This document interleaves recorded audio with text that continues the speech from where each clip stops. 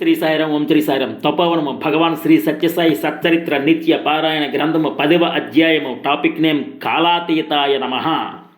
ఇందులో 6 important topics.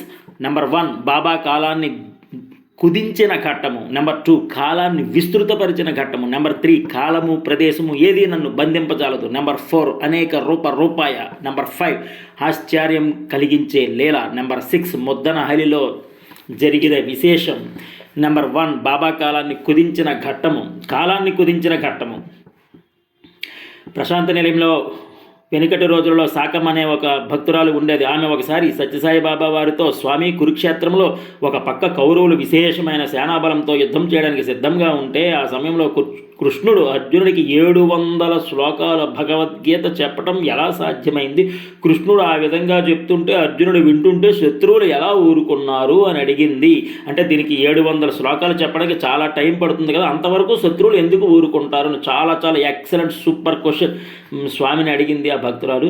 స్వామి వెంటనే సమాధానం చెప్పలేదు. ఆ రోజు సాయంత్రం స్వామి భక్తులను తీసుకుని చిత్రవతి ఇసుకలో విహరించడానికి వచ్చారు. భక్తులంతా స్వామి చుట్టూ చేరారు. వారిలో సాకమ్మ కూడా ఉంది. స్వామి తమ దివ్య హస్తాన్ని ఇసుకలో పోనిచ్చారు. అందరూ ఆసక్తిగా ఎదురు చూస్తున్నారు.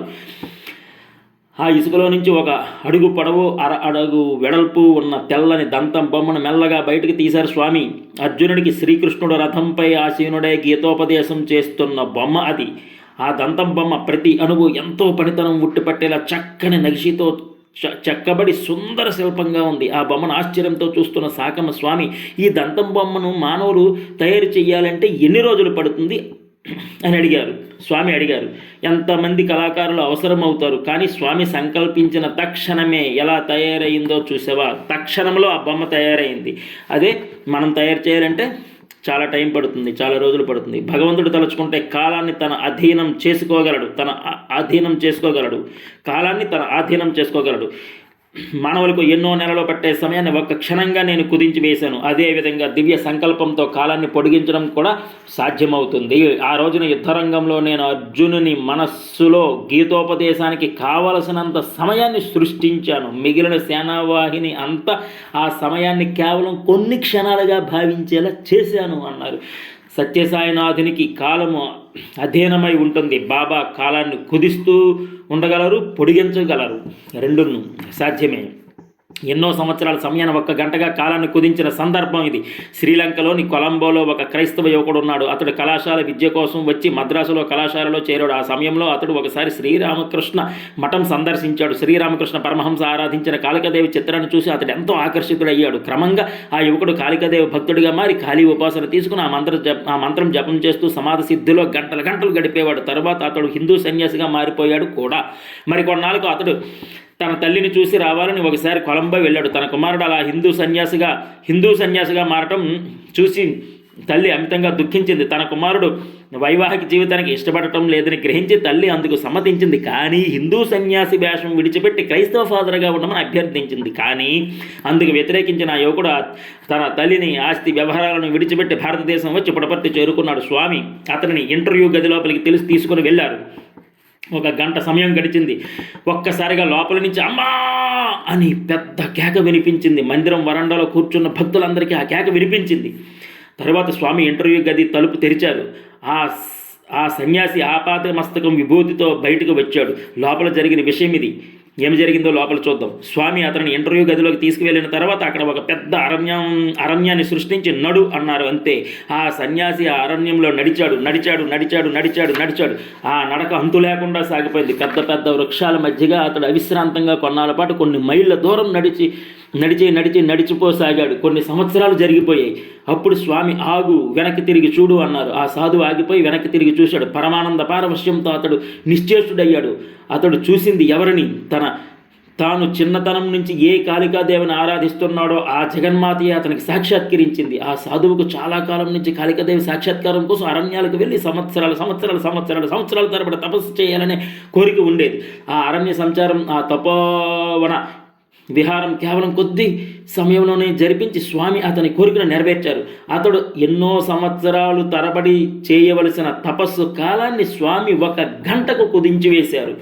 అతడు కోరిన దేవి సాక్షాత్కారాన్ని ప్రసాదించారు. అమ్మా అని హారతితో పిలుస్తూ అతడు స్వామి పాదపద్మములపై పడగా అతనితో సాయినాథుడు, నాయన, ఈ కలియుగంలో ఘోరమైన తపస్సు ఎందుకు? నీ ఇష్టదేవతా నామం స్మరించు, ఆ నామస్మరణతోనే నీకు తపస్సిద్ధి కలుగుతుంది అని విభూతి సృష్టించి అతనిపై కుమ్మరించి అతన్ని ఆశీర్వదించారు. కొన్ని సంవత్సరాల సమయాన్ని సాయినాథుడు 1 గంటగా కుదించిన విశిష్టమైన సందర్భం ఇది. నెంబర్ 2, కాలాన్ని విస్తృతపరిచిన ఘట్టము. అదేంటో చూద్దాం స్టోరీ.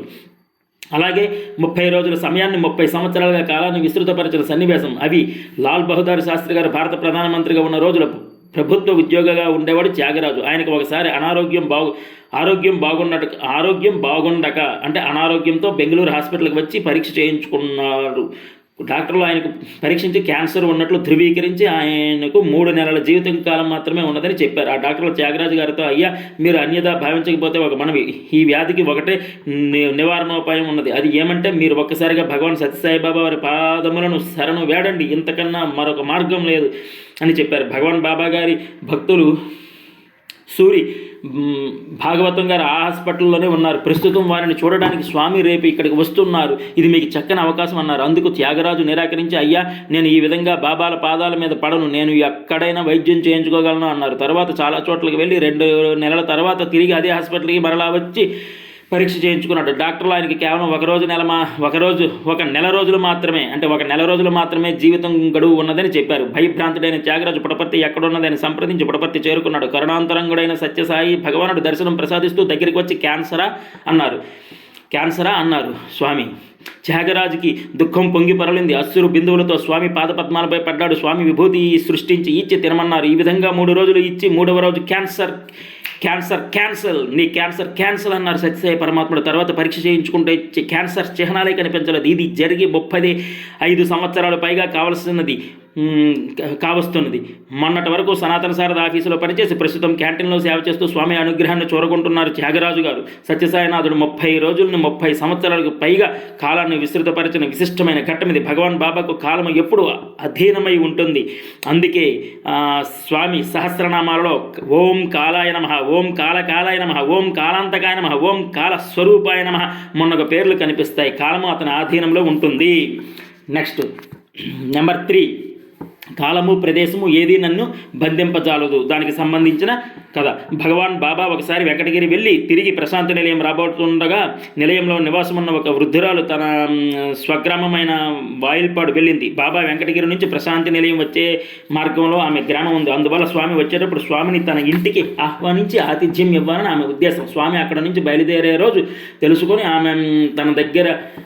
ఆమె తన గ్రామం దగ్గర రోడ్డు పక్కనే స్వామి కారు ఎప్పుడు వస్తుందని ఎదురు చూస్తూ నిలబడింది. కొంతమంది మనుషులు కూడా రాత్రి పగలు నియమించింది. ఎంత సమయం గడిచినప్పటికీ స్వామి కారు ఆ మార్గంలోనే రాలేదు. పైగా స్వామి ప్రశాంతి నిలయం చేరారనే వార్త విని ఆమె ప్రశాంతి నిలయం చేరుకున్నది. ఆ సమయంలో బాబా మొదట అంతస్తు వరండాలో నిలబడి క్రింద నిలబడ్డ వారితో మాట్లాడుతున్నారు. అప్పుడు వృద్ధురాలు గబగబా వచ్చి పెద్దగా, స్వామి, మా వాయలపాడు గ్రామం దగ్గర నేను మా మనుషులము నిలబడి ఉన్నాము, రాత్రి పగలగా నిలబడి ఉన్నాము. మీ కారు మా గ్రామం మీదుగా ఎప్పుడు వచ్చింది? మేము రాత్రి పగల అక్కడే ఎదురు చూస్తూనే ఉన్నాము. ఆ దారిలో ఏ కారు రాలేదు. మీరు ఎలా వచ్చారు అన్నది. అప్పుడు స్వామి ఆమె స్థితిని చూసి పగపగా నవ్వసాగారు.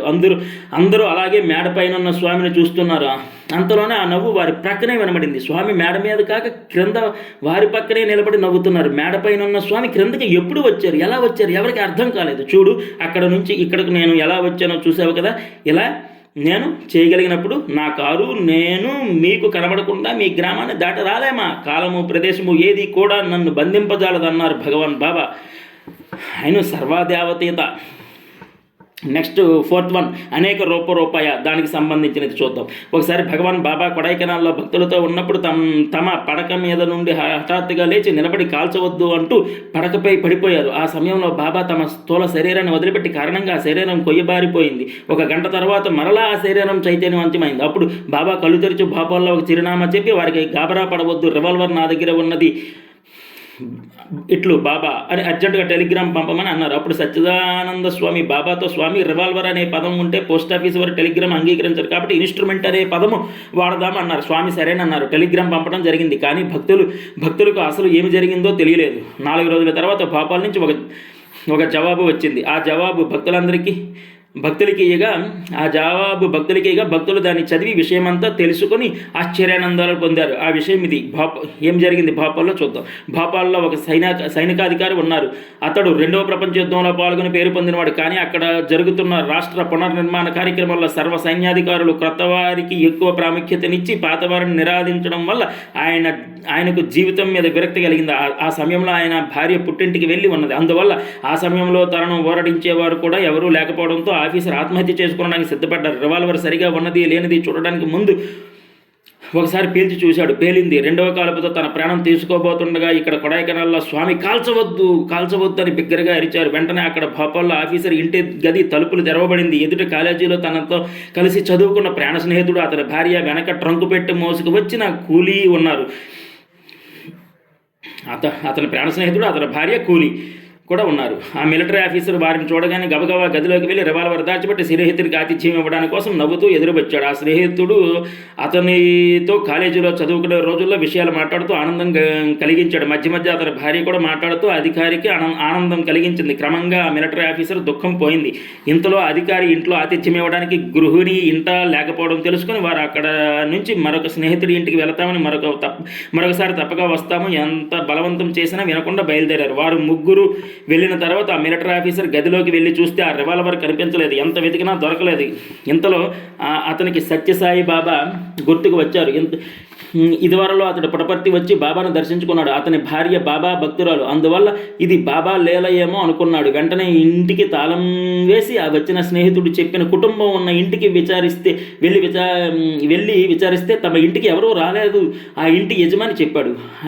ఆ ఇంటికి తిరిగి రాగా అప్పుడే టెలిగ్రామ్ వచ్చింది. గాబరా పడవద్దు, ఆ పరికరం నా వద్ద ఉన్నది, ఇట్లు బాబా అని టెలిగ్రామ్ వచ్చింది.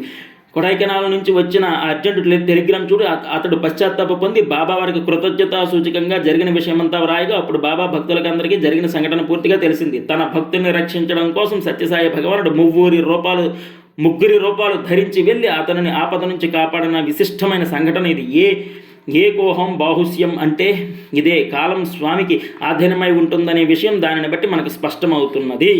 నెంబర్ 5 ఆశ్చర్యం కలిగించేలేలా. అదేంటో చూద్దాం. ఆశ్చర్యం కలిగించేలేలా. సుమారుగా 1988వ సంవత్సరం ప్రాంతాలలో జరిగిన సన్నివేశం ఇది. బెంగళూరులో స్వామి కాలేజీ హాస్టల్ 1400 మంది విద్యార్థులు ఉన్నారు. ఒకరోజు రాత్రి సత్యసాయినాథుడు హాస్టల్కి వచ్చారు. విద్యార్థులంతా చాలా ఆనందంగా గబగబా స్వామి సన్నిధికి వచ్చి నిలబడ్డారు. స్వామిని చూస్తూ వారంతా చాలా ఆనందంగా ఉన్న ఆ సమయంలో కరెంటు పోయింది. అప్పుడు స్వామి నిదానంగా ముందుకు నడిచి అక్కడ నిలబడిన విద్యార్థితో మెల్లగా, అతుల్, నీకు ఒకటి ఇస్తాను, చెయ్యి పట్టు అన్నారు. అతుల్ అనే విద్యార్థి చెయ్యి ముందుకు చాచాడు. స్వామి అతని చేతిలో ఒక లడ్డు పెట్టారు. అప్పుడు స్వామి అతనితో మృదువుగా మెల్లగా, ఎవరికీ చూపించుకో, చెయ్యి వెనక్కి పెట్టుకో అన్నారు. అతడు చెయ్యి వెనక్కి పెట్టుకున్నాడు. ఇంతలో కరెంటు వచ్చింది. లైట్లు వెలిగాయి. అతుల్ చూశాడు. ఆశ్చర్యం కలిగించే విధంగా మొత్తం 1400 మంది విద్యార్థులు తమ చేతులు వెనక్కి పెట్టుకుని ఉన్నారు. అందరి చేతుల్లో కూడా లడ్డూలు ఉన్నాయి. అది స్వామి అంటే. ఆశ్చర్యంతో దిగ్భ్రాంతులము కావటమే కానీ వ్యాఖ్యానించడానికి వాక్కు మనస్సులకు శక్తి ఎక్కడిది. యతో వాచో నివర్తంతే అప్రాప్య మనసా సహా అన్నారు. అందుకే ఇది ఆశ్చర్యం కలిగించింది. నెక్స్ట్ 6th one ముద్దనహల్లిలో ఏమి విశేషం జరిగిందో చూద్దాం. పుటపర్తి నుంచి బెంగళూరు వెళ్ళే దారిలో ముద్దనహల్లిలో దగ్గర స్వామి స్కూల్ ఒకటి ఉంది. 1993 ఫిబ్రవరి నెల ఆ పాఠశాల వార్షికోత్సవం జరగబోతుంది. ఆ ఉత్సవానికి అచ్చటి ఉపాధ్యాయులు విద్యార్థులు పుటపర్తి వచ్చి స్వామిని ముద్దనహల్లి రమ్మని హృదయపూర్వకంగా ఆహ్వానించారు. స్వామి తప్పకుండా వస్తారని చెప్పారు. అందరూ స్వామి కోసం ఎదురు చూశారు. స్వామి రాలేదు. సాంస్కృతిక కార్యక్రమాలు, పిల్లల నృత్యాలు మొదలైనవి జరిగాయి. ఈ కార్యక్రమాలన్నీ పూర్తయ్యాయి. తర్వాత చూస్తే నృత్య ప్రదర్శన సమయంలో తీసిన ఫోటోలో ఒక విచిత్రం పడింది. పిల్లలు నృత్యం చేస్తుండగా వారి మధ్య స్వామి నిలబడినట్లు, ఆ ఫోటోలో ఒక చోట కాదు 5 చోట్ల నిలబడినట్లుగా ఉంది. ఆ కార్యక్రమానికి super speciality hospital blood bank ఇన్ఛార్జిగా ఉన్న ఒక డాక్టర్ వెళ్ళారు. ఆయన ఆ ఫోటోలు తీసుకువచ్చి స్వామికి చూపిస్తే స్వామి నవ్వుతూ ఫోటోగ్రఫీ ట్రిక్ అన్నారు. అప్పుడు ఆ డాక్టర్, కాదు స్వామి, ఇది స్వామి దివ్య లీల, ఇది మీ లీల, దయతో ఈ ఫోటోపై సంతకం చేయండి అన్నారు. స్వామి చిరునవ్వులు చిందిస్తూ ఆ సన్నివేశాన్ని నిర్ధారణ చేస్తున్నట్లుగా ప్రేమతో బాబా అని సంతకం చేశారు. అట్టి బహురూపధారికి అనేక అభినందనలు. 10వ అధ్యాయం సమాప్త. ఓం శ్రీ సత్యసాయి పరబ్రహ్మణే నమః. ఓం శాంతి శాంతి శాంతి. Love all, serve all, help ever, hurt never. సర్వే జనా సుఖినో భవంతు. ఓం శాంతి శాంతి శాంతి. Thank you.